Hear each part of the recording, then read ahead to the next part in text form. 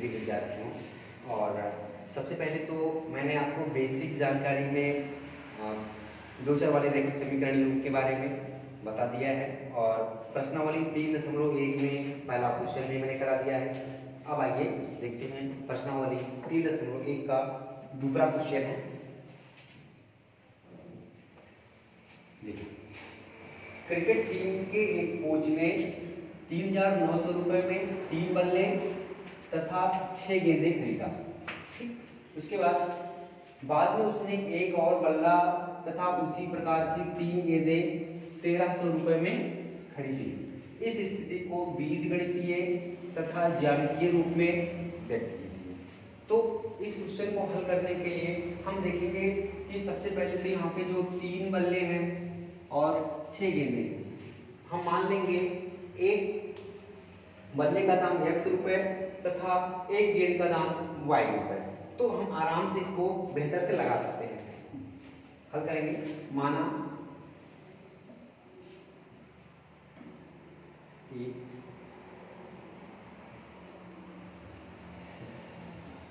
बल्ले का दाम x रुपए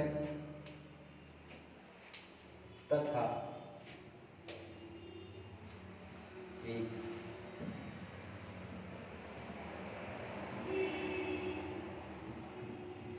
एक गेंद का दाम y। ये हमने मान लिया है। अब हम क्वेश्चन को सॉल्व करेंगे। क्रिकेट टीम के कोच ने 3900 रुपए में 3 बल्ले तथा 6 गेंदें खरीदी।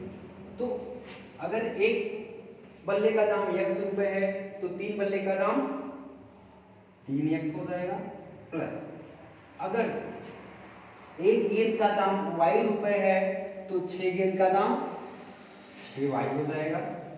इन दोनों को जोड़ दिया जाए तो कुल कितने रुपए बन रहा है? 3,900। ठीक, ये हो गया हमारा ये। अब देखिए, इसको हम इक्वेशन नंबर फर्स्ट मान लेंगे। ये अगर हम रखना चाहें तो एक तरह से रख सकते हैं, पहली शर्तानुसार भी यहां कर सकते हैं। पहली शर्तानुसार, ठीक, पहली शर्त के अनुसार ये हो जाएगा। दूसरी शर्तानुसार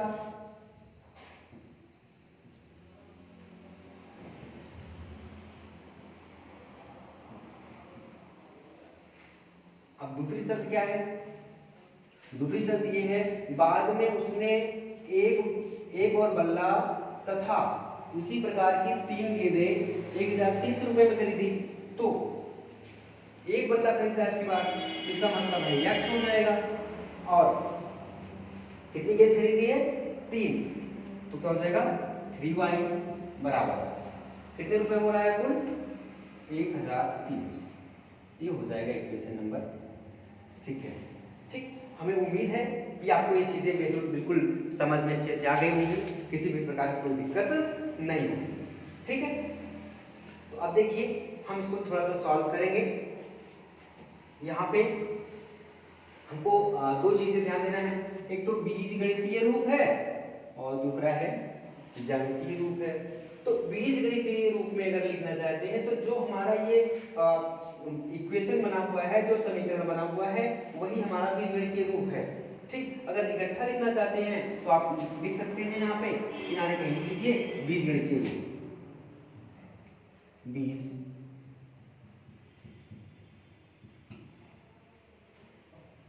बीजगणितीय रूप इसमें हो जाएगा 3x प्लस 6y बराबर 3,900। दूसरा है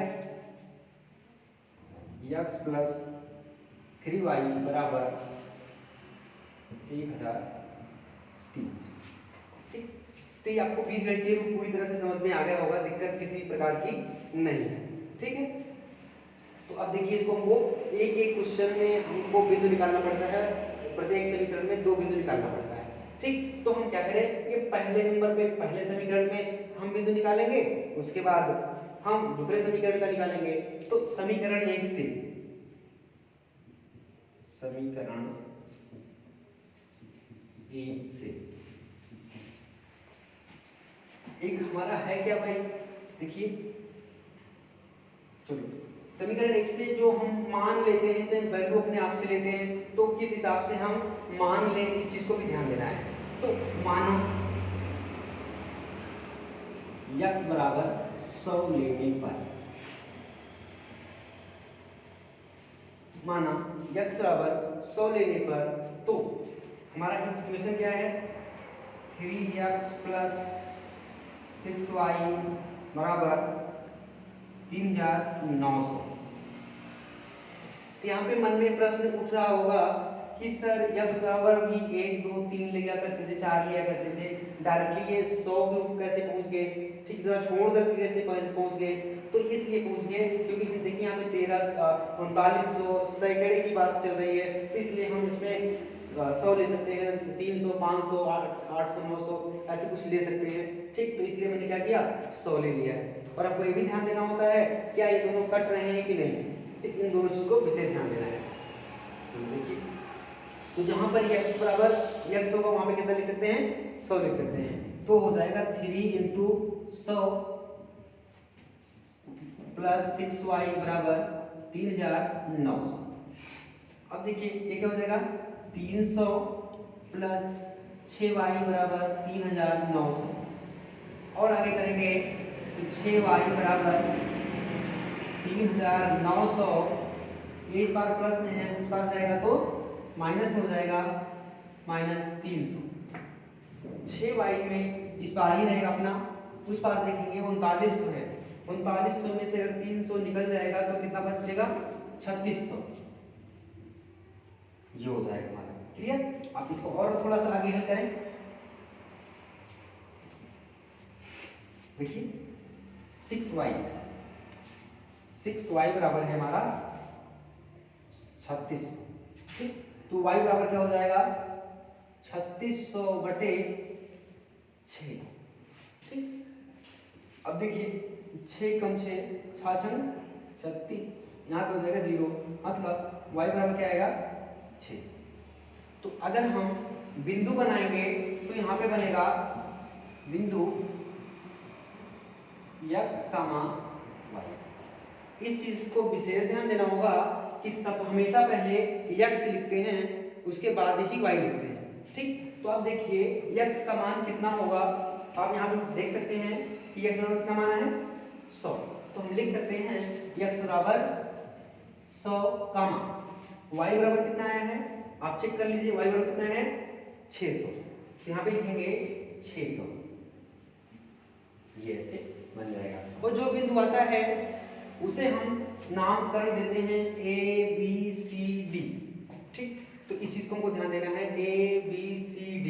तो A हम निकाल चुके हैं, और प्रत्येक समीकरण में 2 बिंदु ही निकालने होंगे, एक बिंदु हम निकाल चुके हैं, इसमें एक और निकाल लेना है, ठीक है। अब आइए आगे देखते हैं। माना इसको हमको लगाना है, तो माना x बराबर 300 लेने पर, बच्चों को ज्यादा से ज्यादा समस्या यही पे होती है, ठीक। ये सर ये 300 कैसे ले लिए, सर कैसे 200 ले लिए, कैसे सर क्यों 500 ले लिए। तो इसके लिए ज्यादा टेंशन लेने की जरूरत नहीं है। आप 4-5 क्वेश्चन लगाओगे तो आपको खुद एक आइडिया आ जाएगा कि अच्छा इसलिए इसको लेते हैं, ठीक। जैसे अपने पहले वीडियो में पढ़ाया था उसमें मैंने आपको डिटेल्स बताया है, उस तरह से यहाँ पे भी देखिए, ध्यान से देखिएगा तो आपको समझ में आएगा कि कटना चाहिए, ठीक। तो इसका टेंशन नहीं लीजिएगा, जो मैं पढ़ा रहा हूँ उसको अच्छे से पढ़िएगा। देखिए ये x बराबर 300 लेने पर, तो हमारा समीकरण क्या है, समीकरण है 3x प्लस 6y बराबर 3900। अब हमको x की जगह कितना रखना होगा, 3 गुणे 300 प्लस 6y बराबर 3900। अब ये हमारा हो जाएगा 3 का 900 प्लस 6y बराबर 3900। और आगे हम करेंगे तो 6y बराबर 3900, इस बार प्लस में है, उस बार जाएगा तो माइनस में हो जाएगा, -900। फिर 6y बराबर हो जाएगा 3900 में से 900 निकल जाएगा, तुम्हारा बचेगा कितना? 3000। और आगे हल करेंगे तो 3000 बटे 6। अगर इसको कट करें 6 कम 6 6 पंचे 30 मतलब 500। तो यहां पे हम लिख देते हैं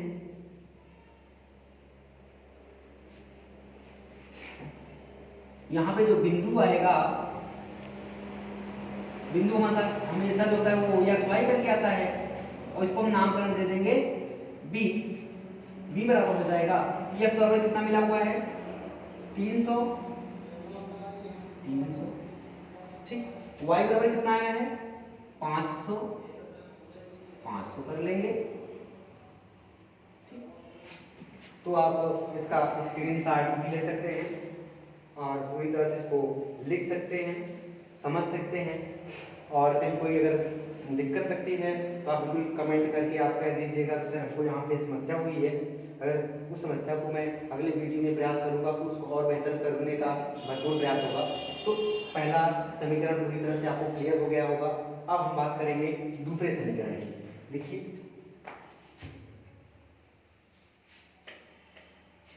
समीकरण दूसरा हल करेंगे। समीकरण 2 से, ठीक है। आप देखिएगा समीकरण 2,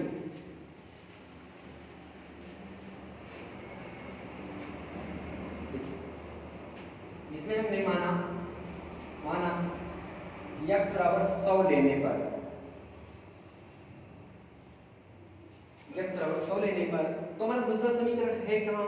आपने देखा होगा कि हमारा क्या है दूसरा समीकरण? x प्लस 3y बराबर 1300।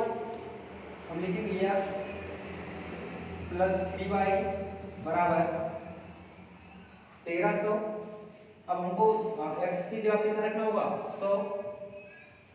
100 प्लस 3y बराबर 1300। यहाँ पे 3y अपने स्थान पे होगा, ये 100 उस पार चला जाएगा तो हो जाएगा 1300 माइनस 100 बराबर 3y। 1300 में 100 निकल जाएगा, कितना बचेगा? 1200। फिर y बराबर क्या बचेगा? 1200, इसके साथ गुणा में इसके साथ आएगा तो भाग में हो जाएगा। 3 कम 3 3 चौक 12 मतलब 400। तो a और b निकाल चुके हैं। अब देखिएगा क्या निकलेगा? c में निकल के आएगा बिंदु x, y। तो c में हमारा निकल के आएगा x बराबर हमको कितना मिला है? 100 मिला है, और y बराबर कितना मिला हुआ है हमारा? 400। और आई होप कि इतना क्लियर हो गया है ए बी सी तक, ठीक। आप इसको स्क्रीनशॉट भी ले सकते हैं और लगा सकते हैं पूरी तरह से। अब हमको सी के बाद क्या जरूरत पड़ेगी? डी की जरूरत पड़ेगी, ठीक। तो एक हम मिटा देते हैं इस बात, तो उम्मीद है कि आपने लिख लिया होगा।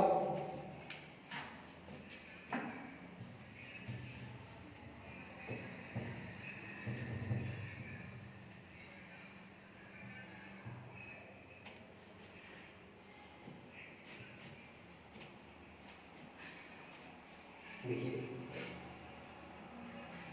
तो सी के बाद हमको क्या निकालना है?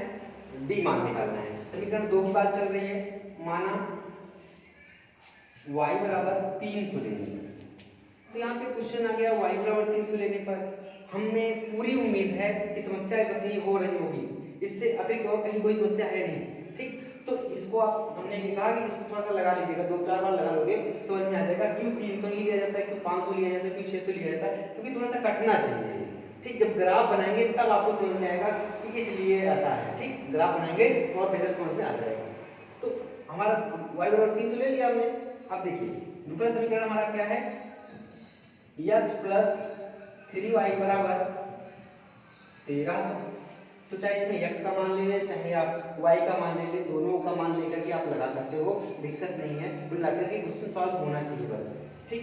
और 300 इसलिए ले लिए जिससे को काटने में आसानी हो, ठीक है। एक यहाँ पे जाएगा तो दशमलव में नहीं कटेगा, इसलिए ऐसा मान लिया जाता है कि थोड़ा सा विभाजित हो जाए, ठीक है। देखिए x प्लस 3 इंटू वाई का मान कितना है 300 बराबर 1300 यक्स प्लस कितने का 900 बराबर 1300।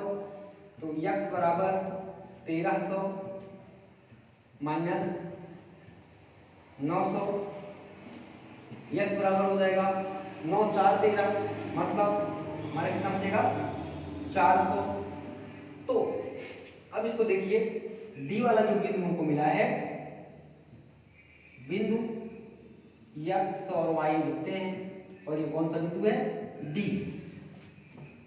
जब D बिंदु है तो x बराबर हमको कितना मिला है 400, y बराबर कितना मिला हुआ है हमको 300। ठीक, तो ये आपका क्लियर हो गया है पूरी तरह से। ठीक, A B C D हम क्या करेंगे, इसको हम पूरी तरह से एक किनारे लिख लेंगे A B C D के मान, उसके बाद ग्राफ बनाने में थोड़ा सा आसानी होगी। ठीक है, हम एक तरफ से मान लिखने जा रहे हैं, बस आप सिर्फ जानकारी के लिए जो हमने लगाया है उसके मान कितना आया है। A का मान कितना है, A का मान आया हुआ है 100, 600, 100, 600। B का मान कितना आया हुआ है 300, 500। B में 300, 500 A B, ये हमारा क्या है, कह सकते हैं समीकरण 1 से आया है, समीकरण 1 से आया था। ठीक है, अब समीकरण 2 से क्या आया था,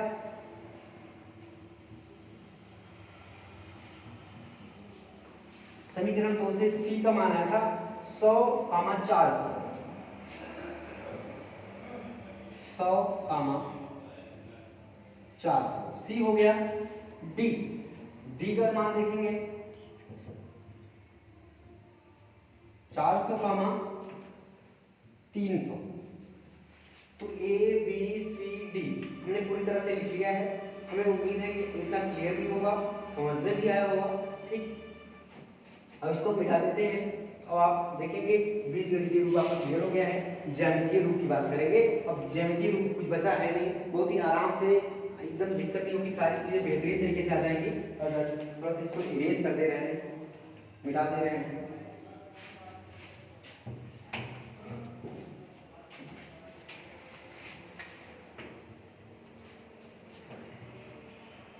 आपने नोटिस तो किया ही होगा सब।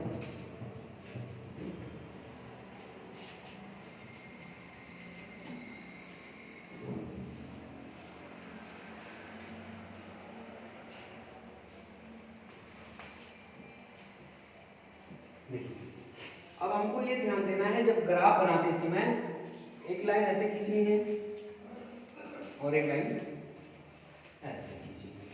अब हमको ये देखना है कि यहाँ पे हम शुरुआत जो करते थे 1 0 1 2 3 4 5 ऐसे शुरुआत करते थे। ठीक, इसको देखा भी था आपने।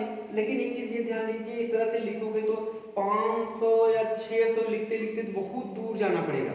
ठीक, 600 लिखते एक लिखोगे, 2 लिखोगे, 3 लिखोगे, 4 लिखोगे, 5 6 7 600 तक पूछते पूछते हो सकता है आपकी कॉपी ही समाप्त हो जाए। तो इसलिए इसको आप क्या करोगे,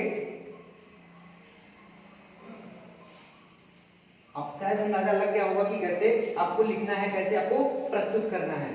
तो 0 लिखोगे, 100 200 300 400 500 600। यहाँ पे थोड़ा एक बार और देखिएगा, क्या निगेटिव में लिखने की जरूरत है? हमें तो लगता है शायद निगेटिव में लिखने की कोई जरूरत नहीं है, क्योंकि कोई भी मान निगेटिव में नहीं आया है। तो निगेटिव वाला छोड़ देते हैं, अगर आया होता तो लिख लेते हैं। अब देखिए ऊपर 100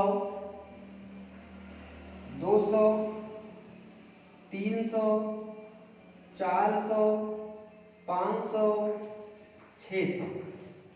थोड़ा सा पास पास लिख दिया गया और थोड़ा दूर दूर लिख देते हैं, जिससे आपको समझने में आसानी होगी। 100 200 300 400 500 600। ठीक, ये वाला जो है हमारा y अक्ष है, ये वाला जो है अब हम देखेंगे समीकरण 1 में हमारा a और b का मान है। a बराबर कितना है, पहले 100 है, उसके बाद 600 है। तो जब कभी भी यहाँ से शुरुआत करेंगे या तो राइट हैंड साइड जाएंगे या तो लेफ्ट हैंड साइड जाएंगे। तो आपको राइट हैंड साइड कितनी नंबर तक जाना है, 100 नंबर तक जाना है, यहाँ से लेकर के यहाँ तक। उसके बाद देखिए कि आपको माइनस में जाना है नहीं, पॉजिटिव में जाना है। कितनी दूर तक जाना है, 6 नंबर तक जाना है। मतलब ये यहाँ से यहाँ तक ये बिंदु जो पड़ेगा 100 के भी सामने होगा और 600 के भी सामने होगा। तो सबसे पहले इस पार जाएंगे, उसके बाद ऐसे जाएंगे कि हम इसको मिला लेंगे। ठीक, तो इसको हम हटा देते हैं क्योंकि समझने के लिए था हमारा। ये बिंदु हो गया हमारा और इस बिंदु को नाम देते हैं ए बराबर है हमारा 100, 6। ठीक, अब देखिए बी वाला मान निकालना है। अब आप लोग को थोड़ा आइडिया आ गया होगा। अगर मैं ना करूं, मैं ना भी लगाऊं तो भी आप हमें उम्मीद है कि क्वेश्चन सॉल्व हो सकता है। ठीक, क्या आप लोग सॉल्व कर सकते हैं? आप लोग थोड़ा सा कमेंट में करके बताओ, हम कुछ दो देर के लिए इंतजार कर लेते हैं। आप आगे लगा सकते हो बी सी डी, आप लोग कमेंट करके बताएं। चलो हम कुछ सेकंड के लिए आपके कमेंट्स का इंतजार कर रहे हैं। अगर आप लोग पढ़ रहे हैं कमेंट कर दीजिए, इच्छा है करने की, ठीक है? अगर इच्छा हो तो कर दीजिएगा, ठीक? नहीं तो हम तो पढ़ाएंगे, सॉल्व कराएंगे। ठीक, आइए देख लेते हैं। ठीक है, उम्मीद है कि आपने कमेंट किया होगा। ठीक, और नहीं किया होगा कोई बात नहीं, हम इसको करवा रहे हैं। देखिए ए हमने क्लियर कर लिया है। बी का मान देखेंगे। बी में हम देखें तो हम 0 से कितने नंबर तक जाएंगे, 300 तक जाएंगे। 0 1 2 3 300 तक गए हैं। ठीक, उसके बाद 300 के बाद हमको कितने ऊपर जाना है, 500। 300 ये है, उसके बाद 500 के सामने ये जाएंगे। ठीक, अब हमने देखा कि ये 300 के भी सामने है, ये 500 के सामने भी है, तो हम बिंदु रखेंगे यहाँ पे। ऐसा बिंदु रखेंगे जो 300 को भी टच कर रहा है और 500 को भी टच कर रहा है। तो 300 इस बार गए क्योंकि पहले आया है, उसके बाद 500 ऊपर इसलिए गए क्योंकि बाद में आया है। ठीक, तो हम क्या करेंगे, ऐसे हो गया। ऐसे होने के बाद इन दोनों को हम मिला देते हैं, एक लाइन ऐसे खींच देते हैं जो इन दोनों को टच करके निकल जाए, ऐसे ऐसे। ठीक, एक लाइन हमारी बन गई है। ठीक, अगर इसको नाम देना चाहें तो वाला बी वाला हमारा कितना है, 300, 500। ठीक, ये आपका क्लियर हो गया है। अगर समीकरण लिखना चाहें तो आप समीकरण भी लिख सकते हैं इसको, क्योंकि समीकरण क्या है हमारा, पहला समीकरण है। ठीक, पहला समीकरण जिसमें तुमने डिलीट कर दिया है, आपको याद ही होगा कि समीकरण पहला समीकरण हमारा क्या था। ठीक, लिख सकते हैं आप उसको, यहाँ पे समीकरण लिख दीजिएगा। ठीक, हम नहीं लिख रहे हैं और नहीं भी लिखोगे तो भी दिक्कत नहीं है, आपको आ जाएगा। समीकरण नहीं लिखना है, पहला समीकरण जानते ही हो, आप लिख सकते हो। ये भी कमेंट करके बताओ आप लोग। ठीक, लिख सकते हो, यस नो? ठीक, हमें उम्मीद है लिख सकते हो, क्योंकि समीकरण 1 ही तो लिखना है। ठीक है, बीजगणितीय रूप में जो हमने बताया। ठीक, आइए देखिए समीकरण 2 की बात करें। पहले 100 है, फिर 400 है, तो हम क्या करेंगे, 0 से कहां तक जाएंगे, 100 नंबर तक जाएंगे। चलो 100 तक गए, उसके बाद ऊपर कितने नंबर तक जाना है, 400। ठीक, यहाँ से लेकर के यहाँ तक, ये बिंदु यहाँ पे रख दिया गया। ठीक, रखने के बाद अब हम मिला लेते हैं इसको ऐसे। इसका नाम क्या है, इसका नाम हमारा सी बराबर कितना है, 100, 400। थोड़ा सा मैथ में मैं समय लेके पढ़ाता हूँ, चाहूँ तो इसको फास्ट में पढ़ा सकता हूँ। ठीक, 3-3, 4-4 क्वेश्चन, 5-5 क्वेश्चन करवा दूँ, लेकिन मैं थोड़ा सा प्रयास ये करता हूँ कि मैं जो बताऊँ, एक क्वेश्चन बताऊँ तो अगला क्वेश्चन 2-4 क्वेश्चन आप खुद लगा लें। ठीक, अगर मैं 4 क्वेश्चन लगवा दूँ जल्दी से, ठीक, बिना किसी मेथड के, और आप चारों क्वेश्चन लिख तो लेंगे लेकिन समझ में नहीं आएगा। जब समझ में नहीं आएगा तो उसका कोई औचित्य नहीं रह जाता है, इसलिए मैं थोड़ा सा वक्त लेकर पढ़ा रहा हूँ। ठीक, आप उगिएगा नहीं कि क्या होता है इतना ये क्वेश्चन को सॉल्व करने में सर इतना समय लगा रहे हैं। ठीक, मैं जानबूझ के समय लगा रहा हूँ कि आपको समझ में आए। ठीक, मैं अन्य यूट्यूबर की तरह तेज में भी पढ़ा सकता हूँ, लेकिन मैं चाहता हूँ कि मैं ऐसा पढ़ाऊँ आपको समझ में आए, क्योंकि हमारी पूरी टीम आप देखेंगे, चाहे बायोलॉजी की क्लास देख लेंगे, चाहे आप फिजिक्स की क्लास देख लेंगे, चाहे आप केमिस्ट्री की देखेंगे, और इन सारे चीज़ों को देखेंगे तो आपको ये एक बार भी कहने की जरूरत नहीं पड़ेगी कि सर वैसे ही वीडियो बनाया जा रहा है। पूरी लगन, पूरी निष्ठा के साथ आप वीडियो बनाया जा रहा है। ठीक, बस आपको कैसा लगता है, आपकी प्रतिक्रिया ही जरूरी है। ठीक, देखिए ये सी हो गया हमारा, कम टू द पॉइंट। आ जाइए अपने मैथ के क्वेश्चन पर।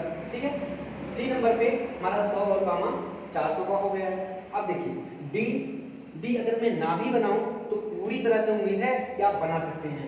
कैसे? क्योंकि 0 से शुरुआत करेंगे, क्योंकि पहले 400 है तो 400 तक जाएंगे यहाँ, उसके बाद ऊपर कितना जाना है, 300 तक जाना है, ऐसे ये ऐसे। ठीक, अब हो सकता है ग्राफ में थोड़ा बहुत इधर उधर हो जाए, लेकिन आप ग्राफ भी एकदम अच्छे से बनाओगे तो एक भी पैसे की दिक्कत नहीं होगी। ठीक, ऐसे। अब जब ऐसे हो जाता है तो आपने देखा क्या हुआ, जब दो बिंदु मिल गए तो आगे प्रक्रिया क्या होगी, आप फिर से कमेंट में बताएं। ठीक, क्या करना होगा आगे भाई? हमें उम्मीद है कि आप मन ही मन में कुछ बोल रहे होंगे, कमेंट में बोल दीजिए। ठीक, चलो क्या करेंगे, इसको जोड़ देंगे, ये ऐसे एक लाइन खींच देंगे। ठीक, बस। ठीक, ऐसे एक रेखा खींच देंगे जो दोनों को टच करके जाए। अब देखो जो नामकरण सी रख दिया हमने, डी, डी बराबर क्या है, डी बराबर हमारा है 400 कामा 300। ठीक है, तो ये हमारा हो गया। अब इसमें क्या करना है, आप समीकरण लिखना चाहो तो ये समीकरण दूसरा कौन सा है उस समीकरण को लिख दो। ठीक, ऐसे लिख दो यहाँ पे, या प्लस 6y है जो भी होगा उसको आप आराम से लिख दीजिएगा, उसके बराबर कितना है। क्लियर? तो ये पहला क्वेश्चन पूरी तरह से मैंने क्लियर कर दिया है। अब उम्मीद है कि आपको समझ में आ गया होगा। ओके ओके, तो ये मैंने 3.1 का दूसरा क्वेश्चन हल करा दिया है, और मैं एक बार में कई क्वेश्चन को सॉल्व नहीं करा रहा हूँ कि कई लोग होते हैं एक बार में 4-5 क्वेश्चन सॉल्व करा देते हैं। ठीक, तो अभी मैं शुरुआत में पढ़ा रहा हूँ तो हमारा प्रयास होगा कि एक एक क्वेश्चन को सॉल्व कराएं। आप थोड़ा सा हमसे आप अट्रैक्टिव हो जाएं, हमारा आपका कनेक्शन हो जाए, जिससे आप हमारी बातों को समझ पाएं। ठीक, जब आप हमारी बातों को समझ पाएंगे तो एकदम सरल से सरल वे में, एकदम सरल से सरल वे में आपको पढ़ाएंगे। और ये मत सोचना कि एक वीडियो आएगा, 2 वीडियो आएगा, गणित के पूरे एनसीईआरटी क्लास 10th में, चाहे वो पहला पार्ट होगा, पहले पार्ट से लेकर के आखिरी पार्ट तक पूरा आएगा, चाहे संख्या पद्धति हो, चाहे बहुपद हो, ठीक, चाहे दो चर वाले रैखिक समीकरण हो, चाहे द्विघात समीकरण हो, चाहे समांतर श्रेणी हो, चाहे त्रिभुज हो, ठीक, और चाहे वो हमारा ट्रिग्नोमेट्री हो या अनुपात हो, वृत्त हो। ठीक, वृत्त है और वृत्तों से संबंधित क्षेत्रफल है हमारा। ठीक, और रचनाएं हैं, ओवरऑल बहुत सारे क्वेश्चन है, मतलब ये मेंसुरेशंस भी है हमारा। ठीक, और सांख्यिकी है, प्रायिकता है। तो जितने भी अध्याय हैं सारे के सारे अध्याय को क्लियर करवाएंगे, और हमारा पूरा प्रयास होगा कि एक एक प्रश्न पूरा क्लियर करवाएंगे। ठीक, शुरू में मैं थोड़ा समय ले रहा हूँ कि 1-2 क्वेश्चन करवा रहा हूँ, लेकिन आप जब हमारी बातों को समझने लगेंगे तो एक एक वीडियो में जो 26 मिनट या 25 मिनट का वीडियो होगा तो उसमें 2-2, 3-3 क्वेश्चन सॉल्व कराएंगे। ठीक, लेकिन अभी जानबूझकर ऐसा किया जा रहा है कि आपको समझ में आ जाए। ठीक है, तो आज की क्लास यहाँ पे समाप्त करते हैं, और आपको जैसे लगे बिल्कुल आप कमेंट के माध्यम से बताइएगा, क्योंकि आपके कमेंट का इंतजार बहुत बेसब्री से हम लोगों को रहता है। Okay, thank you so much.